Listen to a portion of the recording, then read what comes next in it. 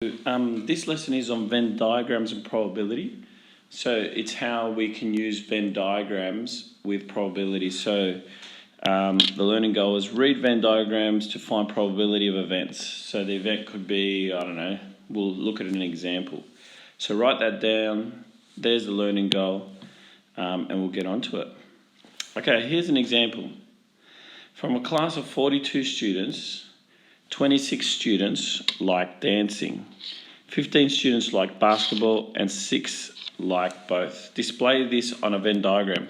So the first thing we need to do is draw a Venn diagram. Okay. So Venn diagram is a rectangle, and what it does, it has 2 circles. And often, not always, they cross over. In this case they do, because it says that 6 students like both. So when you get a question like this, the best way to approach it is to put the bit in the middle first. So I'm going to do that. So I'm going to put 6. All right, so there's 6, excuse me, there's 6 students that like both dancing and basketball. Now we start filling out the rest of it. So I'm going to put D over here for dancing and B over, I did a weird B over this for basketball. All right, now how many students in total like dancing? It's 26, all right?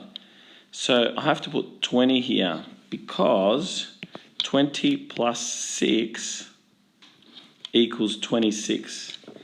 So in that first statement, it didn't say they only like dancing. It said they like dancing, okay? So hopefully that makes sense. So 20 is there. Now we have to do the same with basketball. There are 15 students in total who like basketball. 6 like both. So how much will be just in that little bit? So I think there'll be 9, because 9 plus 6 equals 15, okay? So hopefully that works. And that's why it's really important to do the middle first if you can. So please do the middle first if you can, because then you can fit out all the other things in. Now, there's an issue here, because at the start it says that there were 42 students, but 20 plus 6 is 26, and then 26 plus 9, to my calculations, is 35.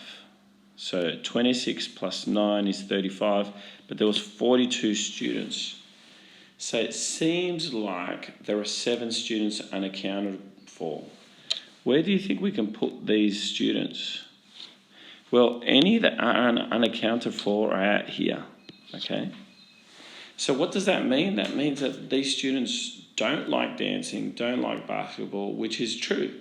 In most classrooms, we're not all going to like the same things. So just something to do. And now the Venn diagram is complete, because everything that happens in this universe within this rectangle, okay? So everything that happens in this rectangle. All right, let's answer the rest of the questions. Okay, how many students like basketball only? Well, that's just this bit in here.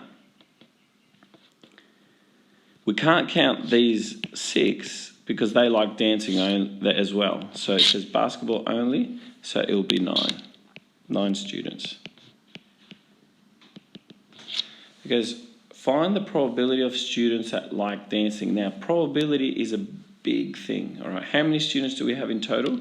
We have 42 students, so probability of dancing, make sure you use this notation, all right, is going to be how many students like dancing? Well, there's 26, 20 plus 6, okay? So it's going to be 26 out of a total of how many students? 42. Now we can simplify this further. Also equals 13 over 21. If I halve both the top and the bottom, all right? And let's go to part 3. So that's the answer of part 2. So part 3, find the probability of students liking neither basketball or dancing.